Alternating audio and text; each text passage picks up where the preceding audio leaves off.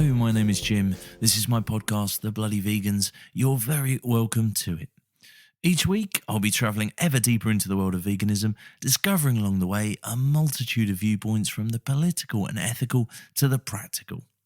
I'll be doing this through a series of conversations, each aiming to further illuminate my understanding and hopefully yours of all things plant-centric. And this week's no different. In this episode, I'll be exploring the world of hunt sabbing, or hunt saboteuring, as is your want. And I'll be doing this through a conversation with the Reading Hunt Saboteurs, a group in West Berkshire who aim to disrupt ultimately illegal activities that are carried out by local hunting groups who are still alleged to be practicing fox hunting, which was outlawed, as you'll hear, in the UK in 2005. So I hope you enjoy the conversation and find out a little more, just as I did with Reading Hunt Saboteurs.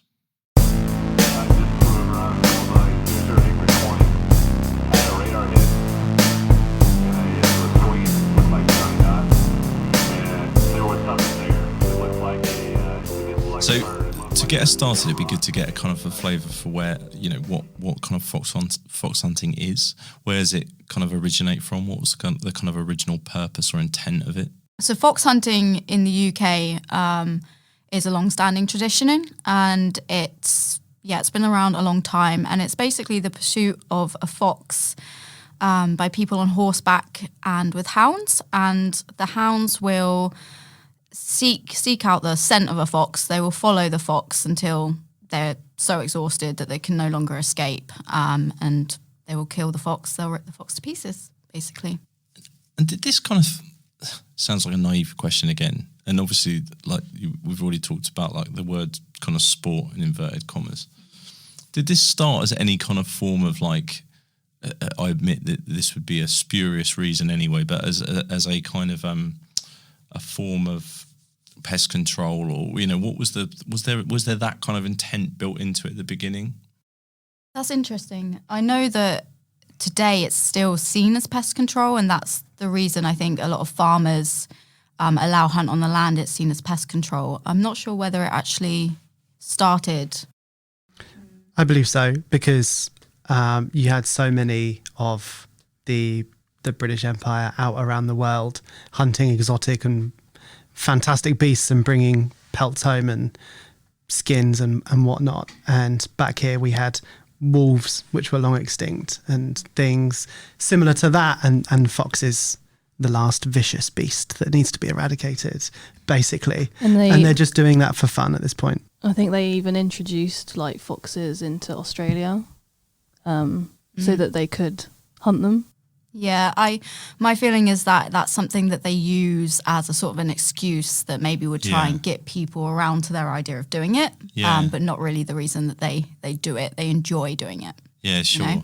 That's certainly a kind of, coming at it from from what I heard perhaps before I'd kind of got into the world of veganism, that it was kind of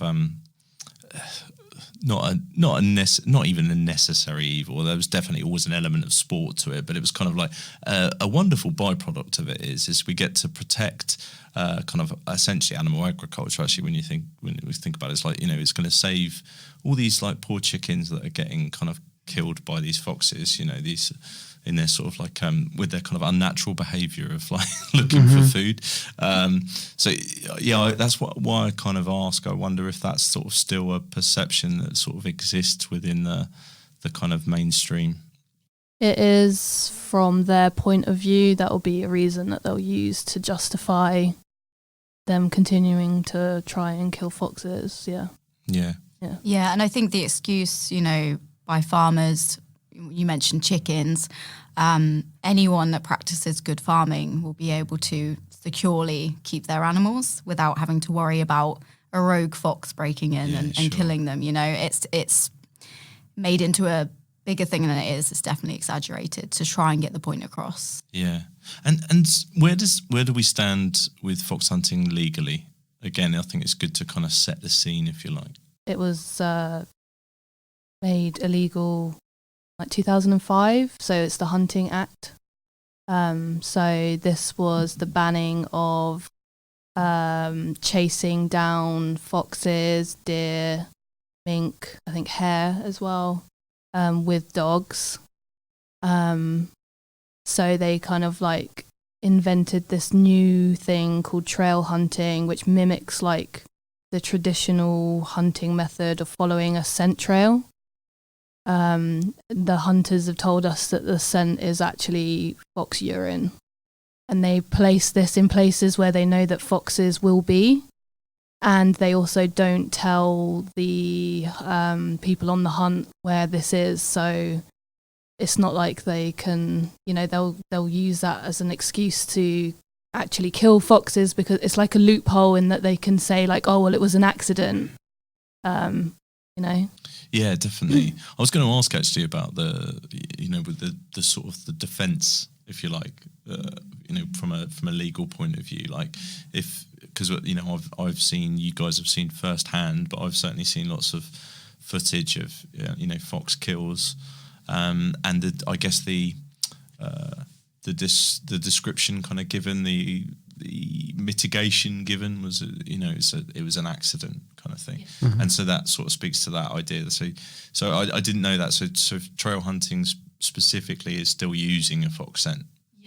Yeah. Okay. Whereas drag hunting's, it's different. They use a Artificial non-animal scent. based scent. Okay. Yeah. And they know where the trail is. So if hounds Right. are seen to be wandering away from the trail, they can be called back easily. So again, that's another thing that trail hunters can do is, oh, we didn't know that that's not where the trail was. So it was an accident, Yeah. In your guys' experience, have you seen any kind of legitimate, like, I know that sort of sounds a bit of a crazy word to use, given what you guys have seen and kind of on a kind of weekly basis, but have you seen any kind of legitimate trail hunting, or is there kind of always that intent of almost deliberate confusion? Yeah, I mean, there've been, when we've been out with Surrey, Sabbing Surrey Union, I've seen the odd runner with Right. who has got trail layer, on the back of their clothing. It's a funny one because on that particular time that I'm talking about, the hunt never came through where that trail layer was running. So Right. to me, it's almost a kind of distraction or a way of saying, oh, we have a trail layer. You'll see that there's one out, but it's not that they're following them. And another time that I can think of is when we actually did come across a fox that was mauled by Surrey Union. Just ahead of where the hunt had stopped, up the bank, was a trail layer. Now, that struck me as weird because they're less than like 500 yards away.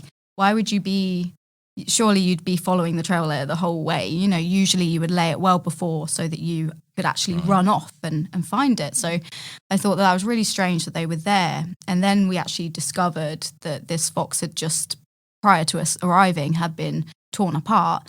And so to me, that sort of says, oh, we know that we've killed, so let's lay a trail Right. so that we can claim we were following a trail and it was Yeah. an accident. Is that fairly typical in your experience, that there's kind of almost like evidence lay, in the counter? There's kind of always a trail layer, so that there's kind of a mitigation. I think it's actually quite rare that we ever actually see a trail layer. We've only Really? actually seen them maybe a handful of times, if that, 3 times or something, I think, in my own experience. Yeah. Yeah. I was going to say a lot of SAB groups say that it's rare that they see a trail layer. Right. So Yeah. And then Okay. hounds will like run across roads or railway tracks and get killed, and then they're like, well, why would the trail layer lay a trail across a road or Yeah. across rail tracks? Yeah. It's 100%. just, yeah. No, exactly. And I suppose that surely it's incredibly difficult to keep control of dogs when their instinct is, and they're trained to, I guess, like chase these scents, and you're going through rural areas. So even if there were a trail, I can imagine there's a fairly strong argument to say that it's against their instinct to kind of like, well, we'll ignore that one because that probably smells like a real fox. Yeah. We'll go over here. Like, so surely there's almost the premise of any kind of like travelling through kind of countryside and woodland with a pack of dogs is going to result in some kind of trauma to the wildlife. Yeah, and I think they know that, and that again is the difference between drag hunting and trail hunting. You know, drag hunting takes place in places where there isn't the risk of accidents happening to wildlife, whereas trail hunting happens in exactly the same places that they were traditionally hunting before the ban. They know that there's a risk, and they want to keep hunting. Otherwise, they would have disbanded and they would have joined drag hunts. And I think also with like drag hunting, the hounds are trained to, go with this artificial scent, whereas with foxhounds during a trail hunt, when they've been bred and they're being taught how to like follow this scent, they'll take them out and like teach them that this is the scent that you need to follow. If it's a fox scent, then they're obviously, how are they going to stop them from, it's just such a huge difference between the two. So from a legal standpoint, this going back to 2005, it's illegal, right? But we're still, what are we, like 15 years later, and you guys are still, having to do the work that you do. So has there been any kind of decrease or adherence to that ban from what you guys have seen? And I appreciate that is in the microcosm of your local area, or do you not really see that it's made any real substantive difference to kind of fox hunting, as it were? I think that it's definitely like affected the amount of people that will go out on a hunt. So people will spend like thousands of pounds to go, like for a membership to go out with a hunt. And if they go out and, they can't actually get down to any hunting because SABs are constantly, stopping them from doing that, they're going to like cancel their membership. And so the hunt then lose thousands of pounds. And the more people that do that, at the end of the year, I think the huntsman has to like basically pay the debts of the club. So like it's that in that way, that's like a really good way to like, eventually they'll have no money. How are they going to continue on? It's constantly going to be like them bailing them out, like how sustainable is that? Are you guys seeing that year on year then? So you're seeing this kind of decline in numbers taking part? Yeah, I mean, I think it does depend on the hunt. There are some hunts that we SAB that have a lot of support, and some that seem to be dwindling. And there are some hunts that have closed in recent they have years. shut down, So they've folded. So, it's great. It shows it's working. But, they're still killing. So I guess, at the end of the day, it's still happening. I think like it's like really obvious that the public are against it as well, because I think it's like 85% of the public are against, fox hunting and want it to remain illegal, and want the sort of like, the loopholes to be closed up and for the Hunting Act to be strengthened. So I think that shows how like we've progressed, I guess, in society, because, long ago when it was first, a tradition, it was like majority of people, I guess, were for it or whatever. But I guess times have changed, and so more people are against it. I think the hunt are getting very desperate, and which is why the aggression from them has increased, and their desperation to want to try and kill a fox, because they know that their days are numbered. That's true. And I think the 85% are supporting us, but the 15% that aren't, maybe 10% of that are staunch supporters of the hunt, and they're getting more vile and more aggressive. They are, and they're powerful people. They have a powerful place in society. They're from rich backgrounds. They've got friends in high places. So even if they are the minority, they hold a lot of power. And I think that's actually where we struggle. People aren't getting prosecuted for breaking the law, and that's kind of why we have to be out there and make sure we document everything, stop everything we can, because we don't have the support of the law. I'd love to explore this bit about this 85% because that's definitely my sense, not having, sort of taken part in kind of hunt saboteuring, being kind of involved in the sort of the vegan community, if you can describe it as that in sort of broad strokes. But my perception from the general public is probably that there's a slight split, and correct me if I'm wrong here, you guys you feel this on the front line, right? But there's a slight difference perhaps in people's perception of fox hunting versus their perception of hunt saboteurs. That perhaps they're more strongly against fox hunting than they are pro hunt saboteurs, like from the mainstream viewpoint, which I find kind of intriguing, because that doesn't follow logically for me.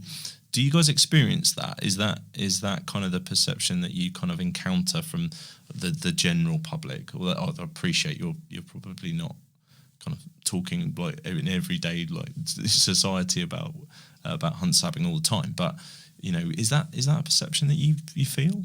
What, that people they're against fox hunting, but also against the idea of I don't know if us running around the countryside and trying to stop it. Yeah, I don't know if I'd even go as far as to say against, but sort of treat with an air of caution, skepticism. I'd almost sort of lump it in with the general public's perception of like this isn't the same thing, but I kind of have a sense, and this might be misplaced, of like people generally agree that like climate change is a really bad thing, right? But Extinction Rebellion, they're a bit much. Yeah, got you. The Animal Rebellion, they're a bit much. Like there's that kind of sort of dichotomy going on in people's minds. Do you guys feel that? Yeah, Yep. I think that we're very often portrayed as like these countryside thugs that, we go out masked up because we want to go and commit crime, and, and that's obviously going to be, that agenda is obviously going to be pushed by the pro hunt people, and also like mainstream media. They love it because they are always going to portray things that are like, dangerous to the sort of status quo, as being these like dangerous, almost like terrorist, organizations, because it keeps them safe, basically. Yeah, I've definitely noticed that people don't understand necessarily why we wear masks and hide our identity. And I think with the wearing of masks comes this kind of fear of like, oh, like, who are these people and what are they doing? So I do think they're a bit afraid. They don't really understand why we do that. But, if you speak to anyone and ask them why they do that, it's very much for our own safety and security. We don't want them to know where we live, where we work, because there's a real threat of violence, of losing our jobs, of just generally making our lives hell. So, but also to point out, terrier men also wear masks. Hunt support also wear masks, and funnily enough, they do that when they are being abusive. So it's or when they're going to break the law, like smash vehicle windows in. Yeah, exactly. So it's kind of, they do it because they are hiding the horrible things they're doing. We're doing it literally just to protect ourselves, Yeah. Yeah. Okay. Cool. Yeah, because that's.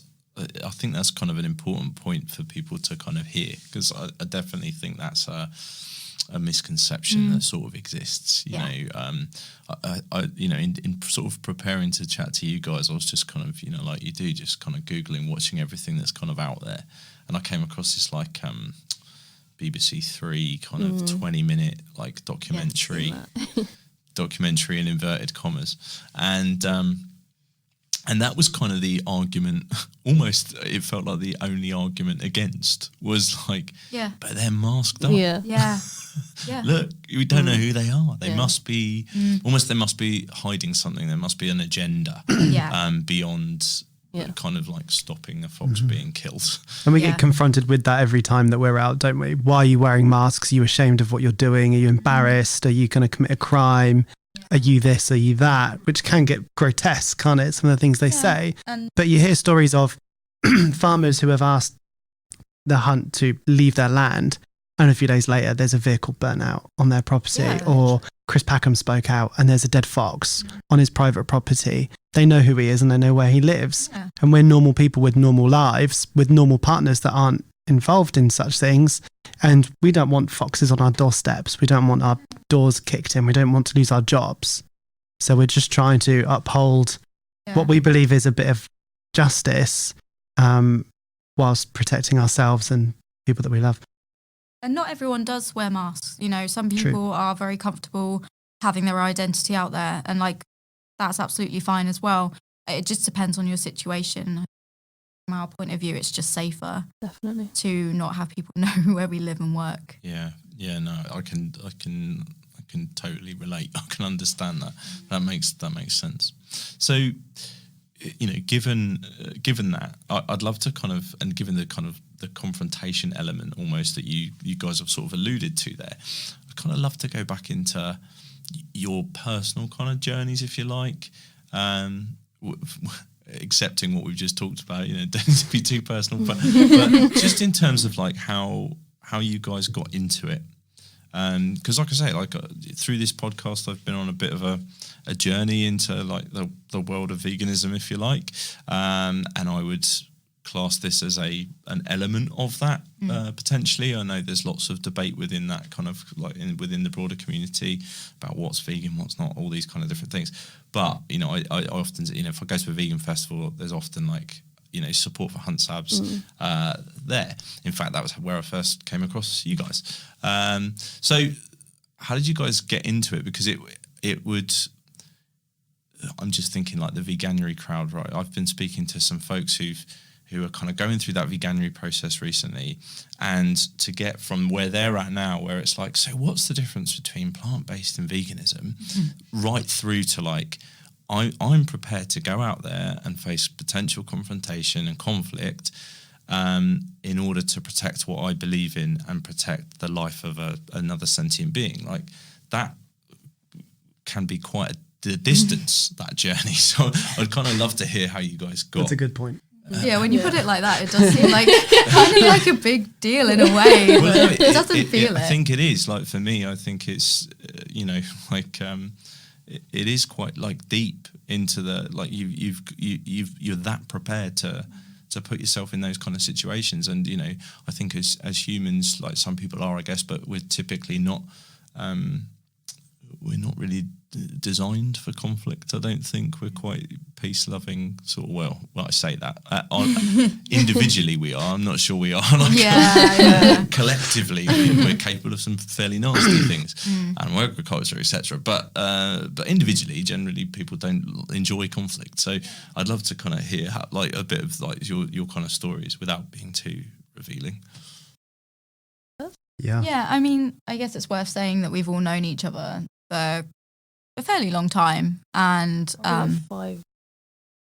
yeah, me and you, Splodge, have known each other for about 5 years, and actually both started our activism journey together, pretty much. And BFG, you know, known you for a couple years, and you were definitely around before we started Reading Hunt Sab. So I guess it's kind of a collective thing that we've decided together. But start with. Yeah. So yeah, I went vegan probably, it'll be 7 years next month. I went vegan. I was vegetarian on and off for like most of my life, and then I was eating meat again, and I was like, oh, I really want to be vegetarian again. So, you know, to do this, I'm going to do some research, because I know that as soon as I've done some research, I'll, you know, that'll cement it. So I looked up loads of websites, read loads of stuff, read about the dairy industry, egg industry, all that stuff. And I was like, oh, well, vegetarianism isn't enough anymore. So I pretty much went vegan overnight.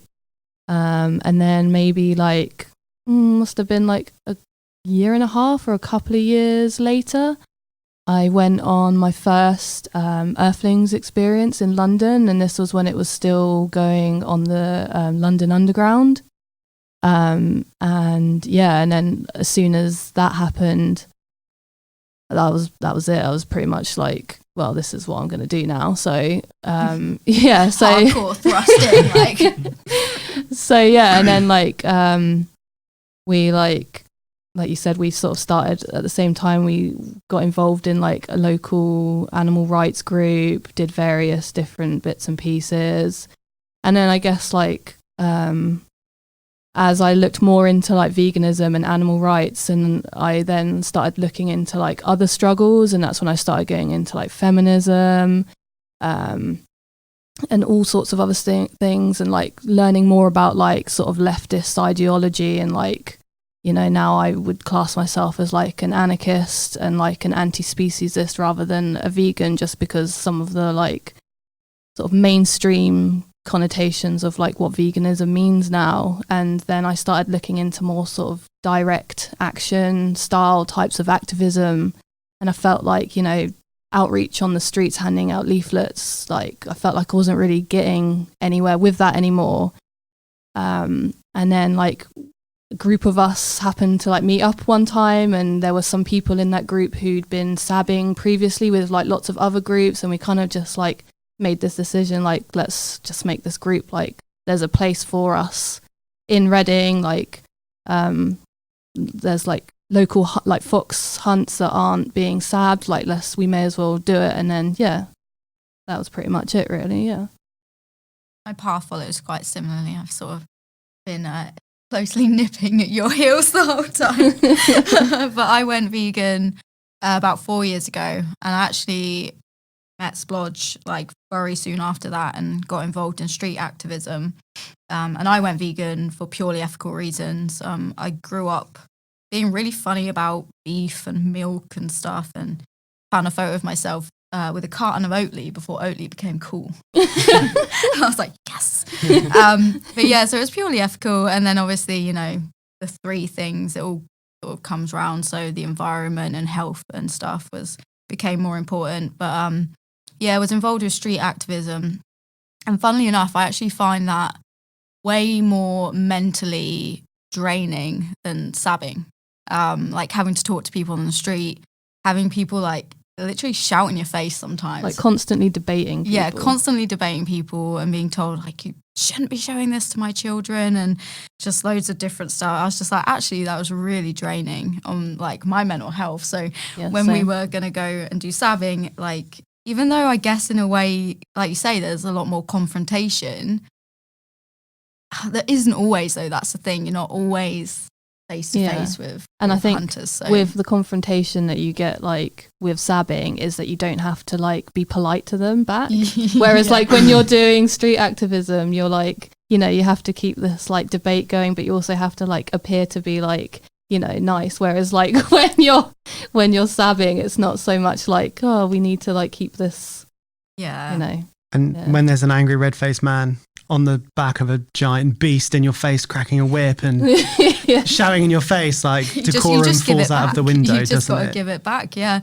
Yeah. But yeah, so like Splodger, you know, I'm massively interested in all oppressions and, you know, the idea of total liberation and how things intersect. So being able to step away from the sort of street activism, which I think definitely has its place, but wasn't necessarily my strength. Like I wasn't great at that kind of thing.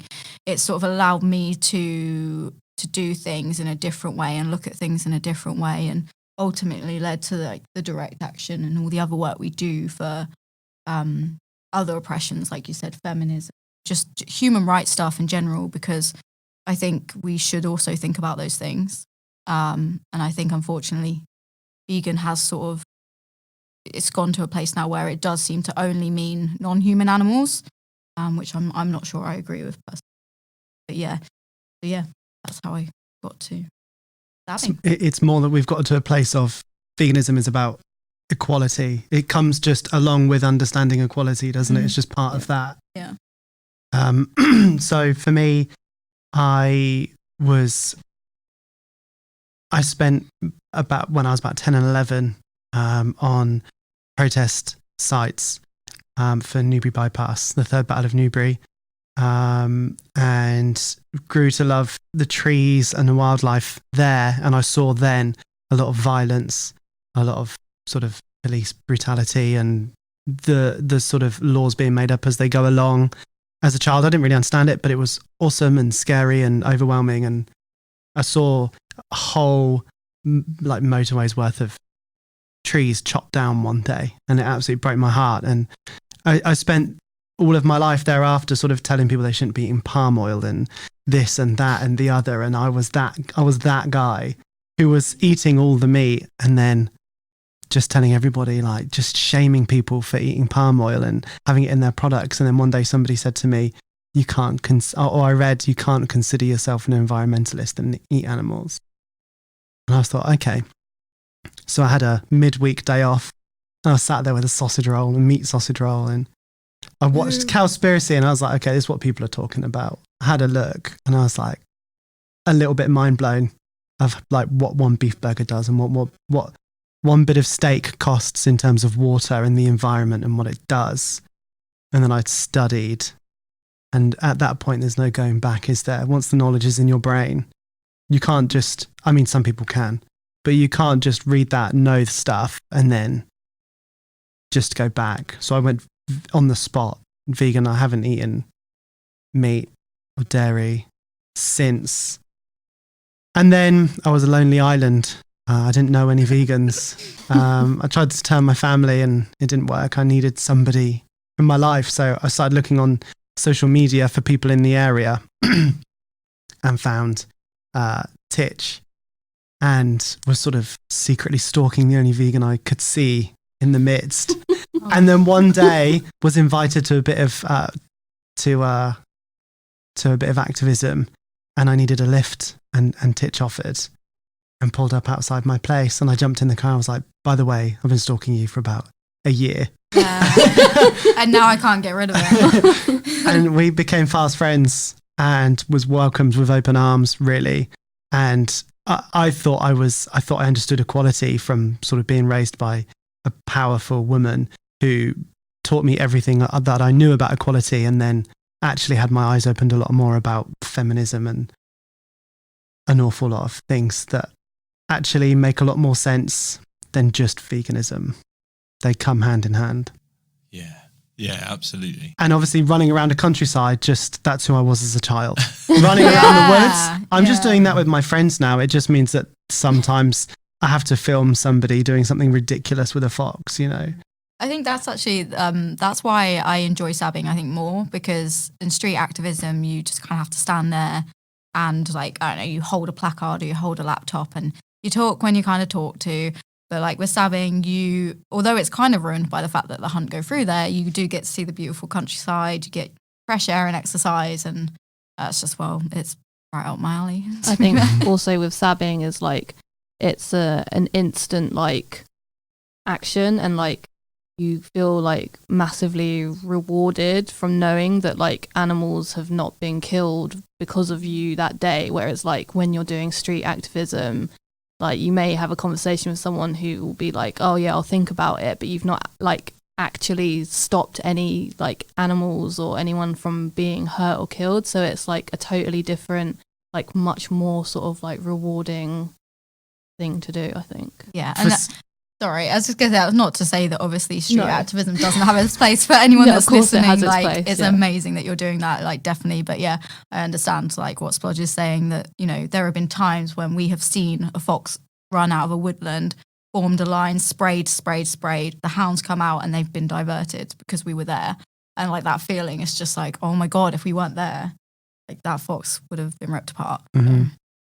We've seen Sabs jump into a pack of hounds that are covered in brambles and barbed wire, jump into the pack, grab a fox, lift it up, the thing escapes, and it runs away and escapes, and a Sab is lacerated and covered in cuts and bruises, dog slobber and all sorts. And it's that like a combined effort that we got there, but that one Sab physically did that with their own hands.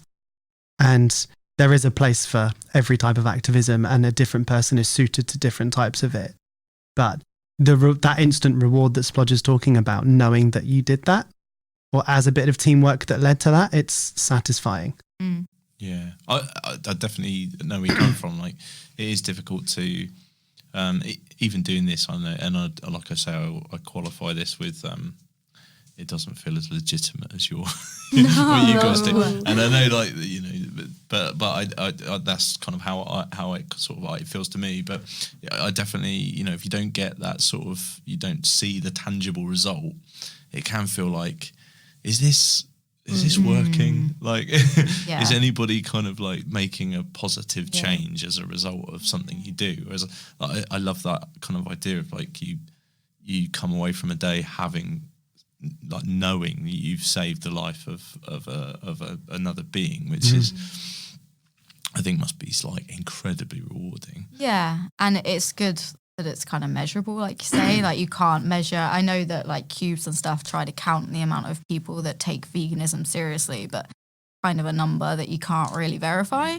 But obviously, to add to like what you're saying, that's great. But you know, we have horrible days as well where we see a fox get ripped apart, you know, and that's awful. And you feel like, did we do something wrong, or, you know, did we not act as best we could for the life of that animal? And so that's, you know, that's horrible. You have to expect to have the highs and the lows of sabbing, for sure, because you are at some point going to see something that's going to like break your heart. So, yeah. Was I 2 seconds too slow that Yeah. day, or did I go the wrong way? Did I give somebody the wrong directions? Information, Like, yeah.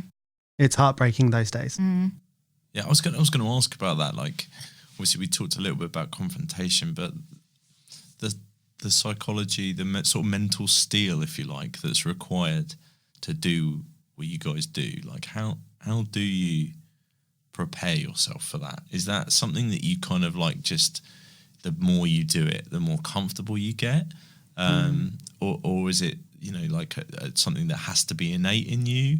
Like the sort of the belief system overwhelms the fear, if you like. How does it kind of sit for you guys? I appreciate might be quite a personal answer for each of you. I think that the sort of moral obligation overwhelms, like, takes over the fear. The fear is there, but it helps that we're friends. We go out and we're friends and we support each other, and we know that we're safe with each other.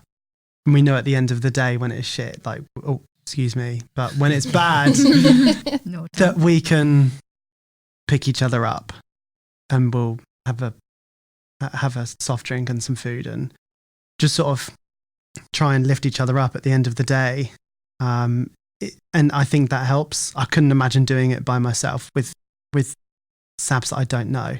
Like, sometimes it needs to happen, and there are some SABs that are sort of, they'll go out with anybody that they can, and they're strangers and they fit in, and I think they're strong, but it helps us that we're friends. Yeah. I think that we were friends before. I think that can apply to a lot of activism as well. Like, having a strong support network is so key, especially, you know, things like vigils.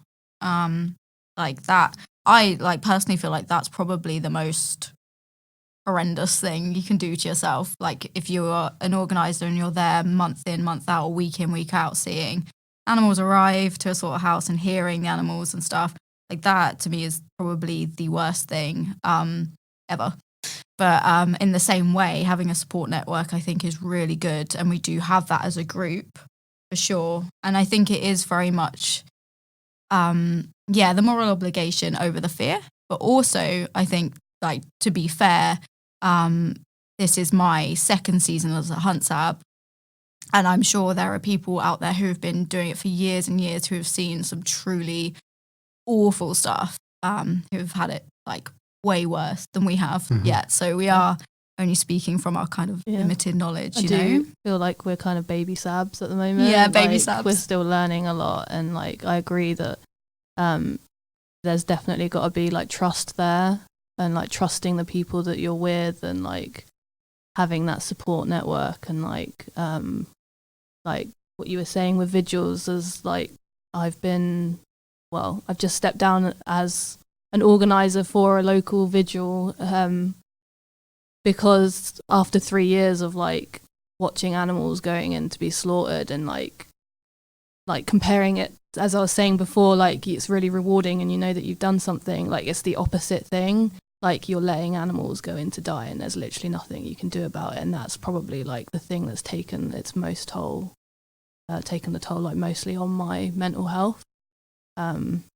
But yeah, I feel like I should be more fearful when sabbing, but I don't know I'm what not it is. aiming to make you feel. No. I keep talking about this. I'm just intrigued. No, it is a really good point, and I don't know what it is, but I don't feel afraid, and I think that is partly because we are baby sabs, and this is our second season, and we haven't seen the worst that can happen yet. So maybe that'll completely change when something horrendous does happen. Touch wood, it doesn't. But yeah, I feel like the fear isn't there for me yet. I think it also helps that like quite a lot of us are also trained in like martial arts. Yeah, top Just in tip. case. Yeah, top tip. Train. Yeah. Train. Worst case scenario, you know how to defend yourself. Yeah. Yeah, sure. Yeah, I imagine that's quite key, and makes you feel a sense of comfort, I suppose, that you could defend yourself if you needed to. Yeah. I want to pick up on a point that you mentioned back there, BFG, when you were talking about environmentalism and like how you were kind of like brought up in that world and felt deeply connected to kind of nature and wildlife, etc. But then we're kind of disconnected from the kind of vegan part for some time until you weren't, if you like. Mm-hmm. And I'm intrigued as to, and this might be a really short answer, but I'm intrigued as to whether there are folks within the kind of sabbing community who perhaps haven't made the step into veganism. Mm-hmm. Is that a thing? Because like, we talked about the kind of 85% of mainstream public who are against fox hunting, but as we know, pretty much those 85%, because there's only 1% of vegans in the country, most of them still partake in the animal agriculture industry. So I just wonder if that's a thing. I think out of all the sabs that I've met in 2 years, there are 2 non-vegans, possibly. I think that it is common for people to join sab groups as non-vegans and then eventually go vegan because they're with people who I guess are gonna, help them make that connection and sort of be like, well, if you care so much about foxes, like how come you don't care about like, pigs and cows or whatever else? And I think that like a lot of groups, I know that we do, we would never like exclude anybody for not being vegan, but we would always say that like, we would ask people not to bring animal products into the sab vehicle just out of respect for everyone else. And I think that as well, like they're probably going to be exposed to like more vegan like food and stuff, and maybe things that they didn't realize that like we could eat, and then like realize that oh, maybe I could actually do this. Yeah. I kind of expected that to be the case, that there might be one or two, but I guess it's interesting, like listening to all of your kind of journeys into it, reflecting back on mine. I think it's the kind of like compassion for people who haven't made all of those logical steps yet is probably incredibly important. I think we've talked a little bit about like there's kind of divisive elements within the vegan community, and like how helpful it is to other people or not. I think probably almost the more compassion we can show and the more conversation we can have, probably the better. That's a bit of a statement rather than a question, but it's nice to hear it's kind of reflected in your kind of world, right? Yeah, sure. Yeah, I think it probably is mostly full of vegan people because, like you say, it's a journey where you've started and you have gone through, and that's kind of like, if you're really interested in the direct action aspect, then you will inevitably end up there. But yeah, it's awesome when you have non-vegans who are clearly very so passionate enough to come out and do that. They're kind of the people you can talk to and open that dialogue about veganism and other animals and stuff. And normally, like, we don't get in a sab vehicle and say, right, who's not a vegan? Yeah. and you meet a lot of strangers, and obviously we're anonymous largely, and it's eyes that you can see and voices that you can hear. And sometimes you don't recognize people, you don't know people, and you don't know when that vehicle is or isn't vegan. And I think a lot of us just sort of assume that most people are, and we talk about it. We just talk about like what we think and what we believe, just because everyone's in dialogue and having a good time or a bad time, and just talking about it. And these people are sort of they're involved, and they get involved in the conversation, and they're it's sort of just I don't know what word I'm trying to think of. This is awful. But it's sort of, they are involved in it and they're not left out, and it's not like they don't feel like they're being preached to, because we don't know.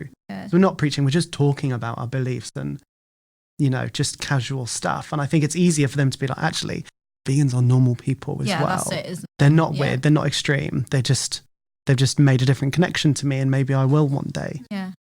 We share our vegan rolls around. Or I do. That's very important. Every Saturday. Talking of every Saturday, I'd love to get into kind of the practicalities of it.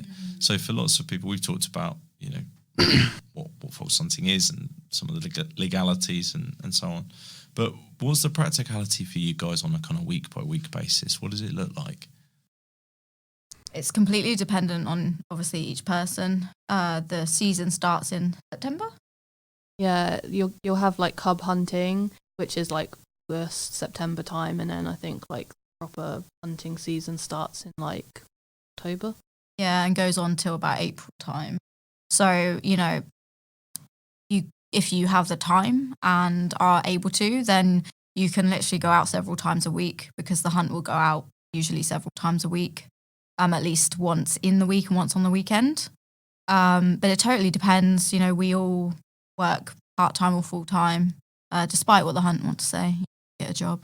So it definitely depends. We try to at least have a couple of the Reading Hunt Sabs out each weekend. And at the moment we are mostly sabbing with our friends over in Guildford or North Downs, because we don't have our own vehicle at the moment, so it's quite difficult. But yeah, so we try and get out every weekend, and then if we can, get out in the week as well, but it's difficult. Yeah. Okay. And so the sort of the day from beginning to end, what is it I don't want you to necessarily reveal any kind of tactics that you don't want to reveal, but like, what does the beginning to end of the day look like?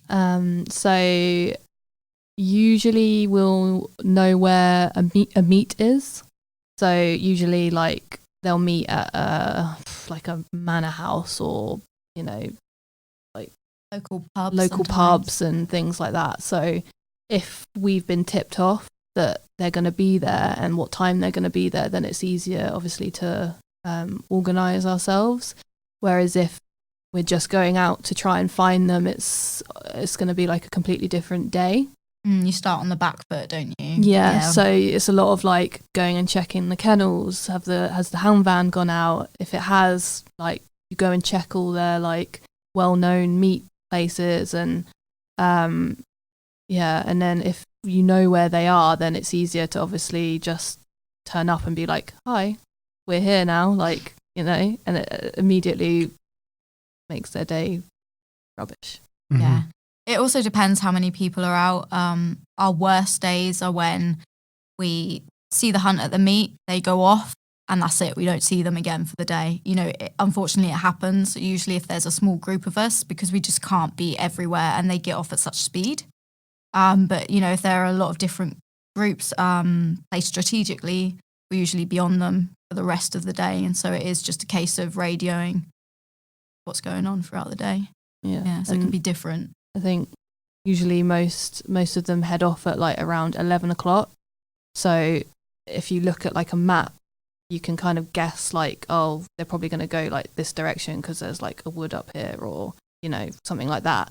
And so you can also, before they've even set off, like do some like pre-spraying or pre-beating. So you would like spray the wood so that it covers any scent, or like, make the foxes or the animals run away so that there's nothing there for when they actually go in there and try and hunt. And then, we basically just follow them around all day. Usually there's groups of maybe like 2 or 3. And then, because obviously they're on horseback, they're very, very fast. Mm. Sometimes there's like a running group, and somehow they manage to keep up with them all day. I have no idea how. And then the rest of us will be in vehicles where the people running, or like the last person that's seen them, has had eyes on them, will be like, oh, they're heading east towards blah blah blah. So then the people in the vehicle will drive round to where they're heading, and then they'll come out and we'll be there, and they'll be like, oh, and then they'll head off somewhere else, and then we'll tell the next lot, oh, they've gone north towards whatever, and then they'll go. So it's a constant like game of getting to where they're going before they do. Obviously, if you're clever and know where they're going to go, sometimes you say that and then you just don't see them again. Like, it's difficult, but in an ideal world, I guess, I want them to keep moving. Yeah. If they're moving and they're running away, they're not hunting. Yep. Mm-hmm. Right. Yeah. Are they kind of expecting you guys to be there now, like on a weekly? Is it? I'm not expecting it to be particularly cordial, but is there any kind of sense of, oh, hey, like? Yeah. There is a bit of that, isn't there? They play the clown often, don't they? And that, they'll say, hello, the Sabs are here. Go back to your vegan restaurant. Like, there's a bit of sort of stupid banter from them at first. But they even sometimes will be like, morning, like very friendly, like, hi, morning. And like some people who have been sabbing like the same hunt for like 30 years, they'll know them by name now. They'll be like, morning, blah, blah, blah.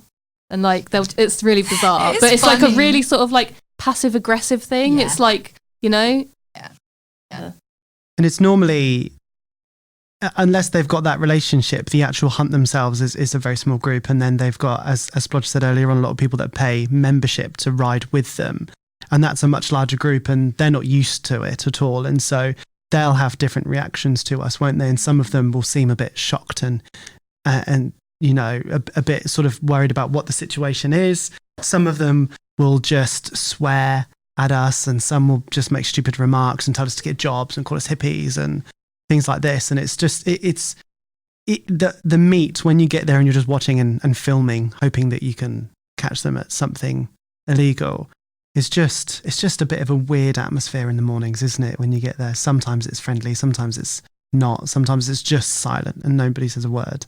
Yeah, and I think it's also important to note that hunts like Surrey Union, where there's always sabs, like know to expect sabs, but there are hunts throughout the country that kind of are getting away with it right now. That as we mentioned, there was kind of a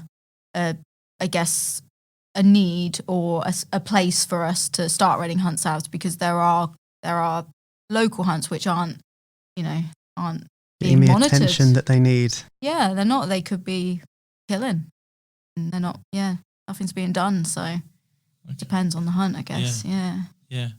And so if somebody wanted to kind of get involved, perhaps their interest is piqued, like where would they start that kind of journey?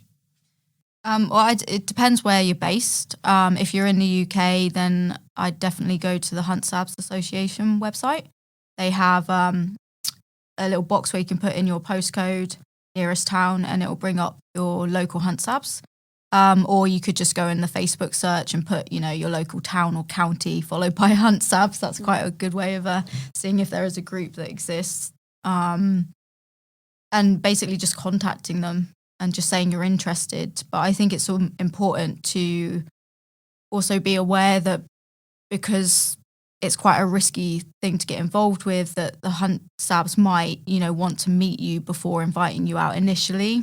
And I guess, I'd just say be respectful of how they sort of conduct themselves and how they want to meet or talk to you to get you involved. For security reasons, I guess. Do you kind of have to go through any kind of training? Because I would suspect this isn't something you could just jump into like on a random Saturday. Like I could imagine there's a whole protocol set of etiquettes, if you like. That if you could get this very wrong if you got a bit overexcited, perhaps, and you wanted to You know, you want to make a point. I imagine, like, I'm thinking of, like, my analogies, like, you know, in Twilight when you get a new vampire. Oh my god! She picked Twilight. I love that. I think that probably says something about what sort of films I've been watching. I was watching it with a young nephew. Yeah. Of course. Yeah. Okay. Me too. But, you know, with that kind of, like, you know, somebody's new to something, and you find this with, like, veganism generally. I think, you know, if I think back to when I first became vegan, like, suddenly you feel like I have to tell the world in as, like, strongly and as aggressively a fashion as I possibly can. And then over the course of time, you realise perhaps that's not the most effective way. Perhaps there are different ways to do this, and you kind of learn as you go. Yep. Is there a similar sort of process do you find with sort of, you know, newly inducted kind of Hunt Sabs? Well, I guess one of the reasons that we started off going out with other groups like Guildford and North Downs is because you need to be taught how to actually sab, because there's more to it than just, you know, running around the countryside. There's lots of tactics, like you know, you can learn how to use the hunting horn, you can get a whip, and, you know, voice calls and things like that, like map reading and there's so much to it. And so we've been out like a couple of seasons with them just so that we can learn the basics, because there's no way that a group would be able to get together and just go out and sab, not ever having sabbed before. It just wouldn't work. Sorry. Okay. I was going to say, I think that's like another good reason to meet up with people or inviting them out, is to be able to explain to them, you know, what it looks like to sab. And also, like, safety measures, you know, don't run off on your own. You don't know what's going to happen to you, you know, especially if you don't have a radio or you've never done it before, you know, just to go through those things and let them know what to expect before you invite them out, I think is key as well. Yeah, and I think, like, security wise as well, just about, you know, remaining anonymous, or like you not saying our names in front of the hunt and using sab names, or like, if you're stuck, just shout sab and everybody turns around and looks, you know. And like the choice of like wearing a mask and explaining the reasons for that. I think like that's probably one of the most important things about meeting up with people before going out, is all that stuff, because I don't think people really realize like what work is needed and like what goes into it sometimes. So just so that they know what to expect, be honest. I think, like a couple people have been, I don't know if angry is the right word, but quite, I don't know, annoyed that they haven't been able to come out with this yet. And it's, you know, partly because we don't have a vehicle, but also partly because I think the assumption is there that you just turn up in a car, get out and chase the hunt, but it's just so much more than that. And so if anyone's listening and wants to get involved, you know, just try and understand the reasons why stab groups do what they do, and just have a bit of patience with that, you know? Yeah. Sort of final kind of question for you guys, because time has raced away with us. But kind of what help, support, etc. If somebody's interested, wants to kind of support you guys, and I'm talking specifically Reading Hunt Sabs, how could they go about doing that? If people are out in the countryside and they see a hunt, or they hear a hunt and they want to get a screenshot of their location, they can send it to us on social media, and that helps us build up intelligence and just help us have a better idea of what the hunt are doing. So any intelligence that people can send does help. Yeah, if you have any information, contact us on social media. And if you're worried about security, contact us saying that you would like to talk further, and we will sort out a more secure way to talk to you. Or we're trying to fundraise for our own vehicle. This will just make it easier for us to cover more area, be able to get out to the hunts that are like more local, and maybe we can go off and join other groups and go out on our own without need for, you know, going out with other groups and being in their vehicles. So you can support directly via our fundraiser, which is chuffed.org/project/RHS-vehicle. But obviously we are on social media as well. So if you look for Reading Sabs or Reading Hunt Sabs on Facebook and Instagram, we will come up and we will have the link available there as well. We do also do like quite a few stalls throughout the year, mostly in the summer, because we're not sabbing usually during the summer, where we'll be selling like merch and bits and bobs. So that always helps. We do sell merch over Facebook as well. So if you do message us and ask, like, we can send stuff out to people as well. Yeah. And I think, if there's anyone out there that does hold events or wants to do anything, like, hit us up and maybe we can do something together. Thank you so much for all of your Thanks for time. having I don't know us. where the time is. And good luck for the rest of the season. Thank you. you.